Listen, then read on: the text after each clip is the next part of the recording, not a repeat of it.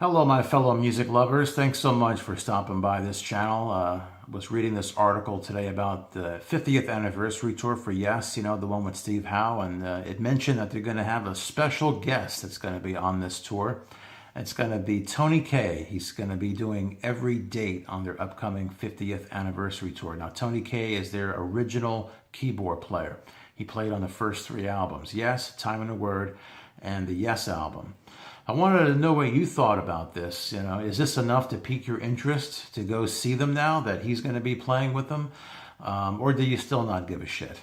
Because I asked this question because the last video that I made about the 50th tour, where I posed the question, which version of Yes are you most looking forward to go see? Is it the one with Jon Anderson or the one with Steve Howe? And overwhelmingly, like 99.99% of you have said, hell yeah, I'm going to see A or W.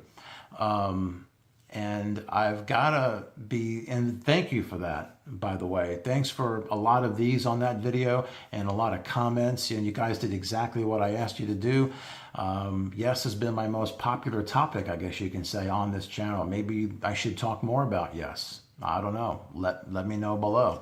But what was I going to say? Yeah, so I just was kind of curious as to what you thought about this Tony Kaye thing.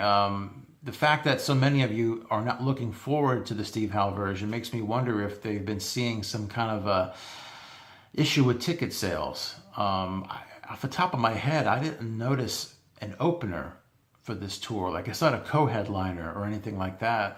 So they're relying on selling all these tickets based on the strength of Yes having a 50th tour.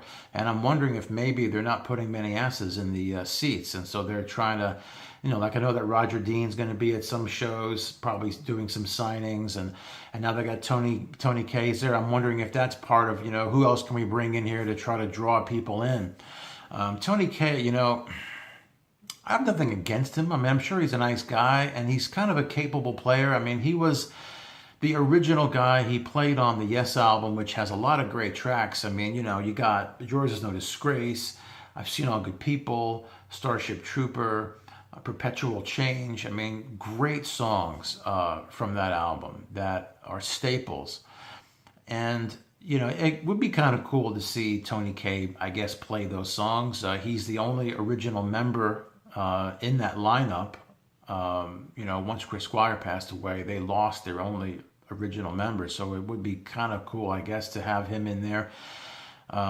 His keyboard parts were never that extraordinary. I mean, not like Rick Wakeman or even Patrick Moraz, who came in later. I mean, you talk about some keyboard parts that are really, really memorable. Tony Kaye stuff was kind of all, it was all right. That's probably why Yes decided to get rid of him after the Yes album, is because they needed, a real upgrade in that area. So they brought in Wakeman. And then in the 80s, when they got back for 90125, they weren't going to form Yes. It was going to be a band with Chris Squire and Alan White and Trevor Rabin. And so they brought Tony Kaye because they figured, they felt bad about how they got rid of him in the 70s. And so they brought him back. And then it became Yes again when Jon Anderson joined. And, how much did Tony Kaye really contribute to those Rabin-era albums? Because he did 3 albums, or 4 if you include Union. I don't think anybody knows what they played on that album.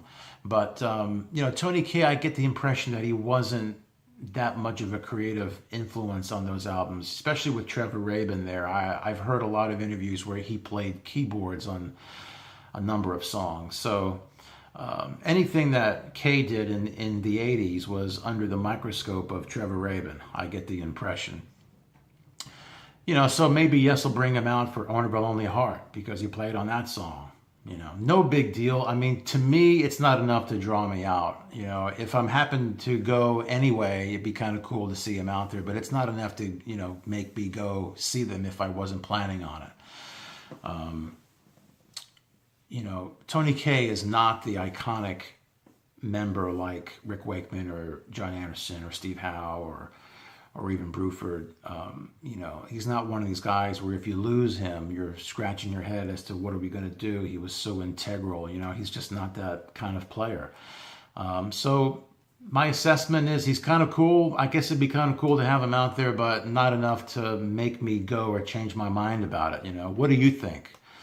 put your comments below. I'm curious to see what you think about it, why they did it, and if you think that this changes anything with the 50th tour, really.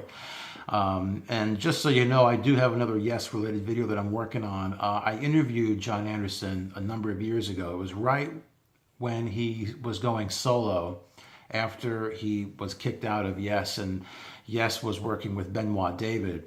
And so I had about 15 minutes with Jon Anderson. I interviewed him, and the interview never aired. And so I've been just kind of sitting on it lately, and I thought, it might be cool to bring it out. There's nothing groundbreaking in it, but it might be just a fun, quick listen. So I'm going to be getting that out in the next day or two. Just thought I'd let you know. So be sure to give a thumbs up, comments below, hit subscribe. Thanks so much, and I will talk to you soon.